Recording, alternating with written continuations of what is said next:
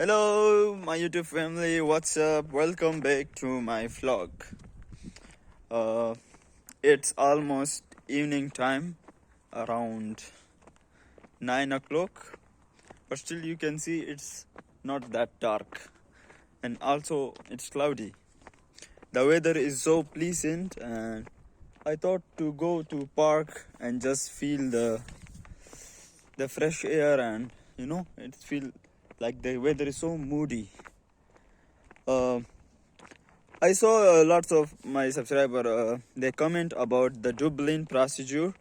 Uh, they want to know that how I overcome with my Dublin procedure, and so actually how I overcome the Dublin procedure is when I came to Belgium 8 months ago, and I applied for asylum there. In Bruxelles city there is Asylum Center, which we call, you can search in Google Map Asylum Center in Bruxelles city, and we also call it the street name is like Petit Chateau something.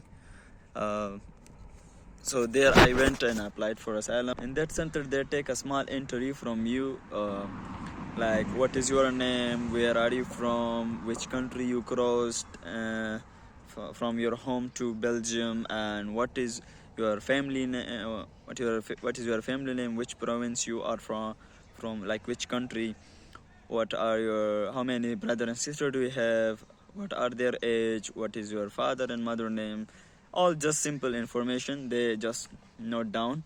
And after that you wait till they call you for giving the fingerprints. After they give you the fingerprints, in the interview also you tell, if you honestly tell them, yes, I came on this country like Bulgaria, there, and I gave my fingerprints. I lived. If you have lived in the previous country, like maybe if you have already applied in another country, like I applied in Netherlands, and I was in France. So I tell them honestly that I stayed in these countries, and after that they knew.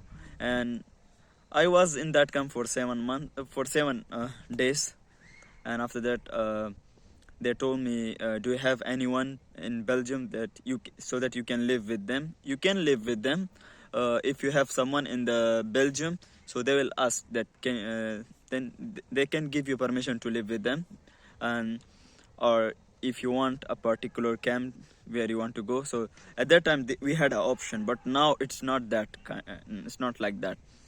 So I told them that I want to go to Muskron camp because there was my best friend in that camp. He also lived with me in Netherlands. So he told me that just tell him that I want to go to Muskron camp. So after that they gave me an address, and then I took a train and went to that camp. I remember that after 2 months I got an email that that I'm a Dublin. I'm a French Dublin. You know how it worked, the Dublin process. If you have already lived in the first country before, and when you apply for asylum in the second country, after that, that country send an email to that country where you lived already. If that country is responsible for you, then you will be sent back to that country where you already applied asylum. And similarly I got then I had an appointment with one woman. There was a woman, like kind of a boss. I sit with her and in a room, and then I was told to sign a paper. It was a paper that yes, I agree to go back to France, but I told her that I don't want to go back. I want to live in Belgium.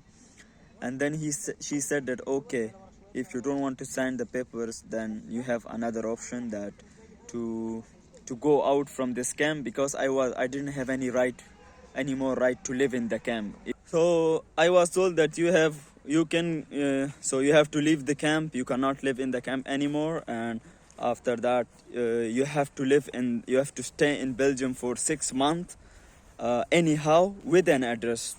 It's not like you are living in the camp for 6 months and Belgium doesn't know that you are still in the Belgium or not.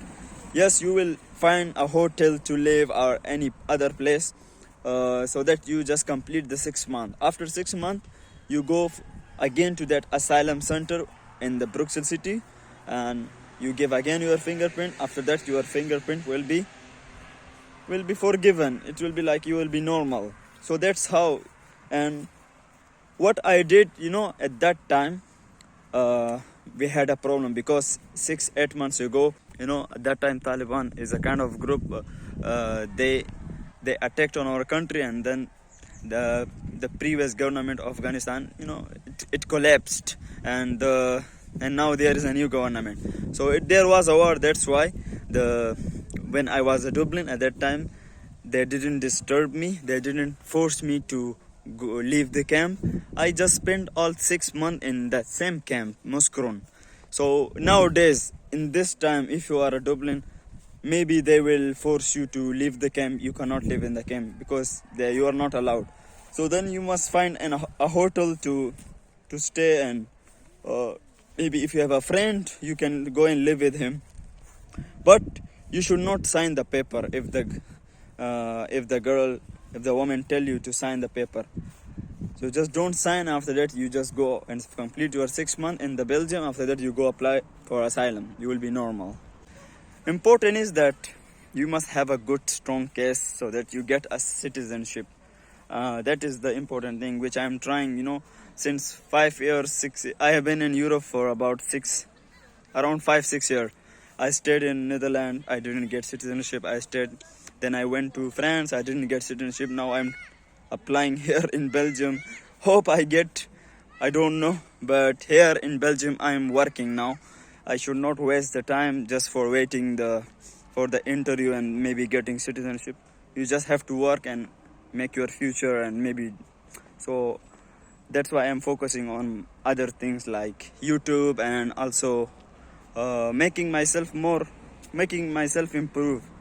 There are people, they are like, they feel so much negative, and they are in depression because of when they don't get a citizenship, when they are rejected. I heard that some people do suicide. Even in our camp, there was a person, he did suicide. So it's very hard for our people, like immigrants that are living here without citizenship. They are facing lots of problems. I know it's very hard, but if you just so you are the one that you can solve your own problem. Just fight for it, and soon you will be succeed in your goals. So it was for today. I hope I gave the answers. In this channel, I upload daily vlogs, and also, if as much as I can, I also share some tips about like Dublin procedure, and about how to work in Belgium, how to find work. If I know something, I just share with you. And if you want to know how the asylum seekers live their life, so you can subscribe my channel, because I will shoot more daily vlogs like that, and you can see how we live, and how the people who are applying for asylum, how they live in the camp, what is how everything is there. So you will see everything through my vlogs. So make sure you subscribe my channel, and that was for today, and see you soon in another vlog.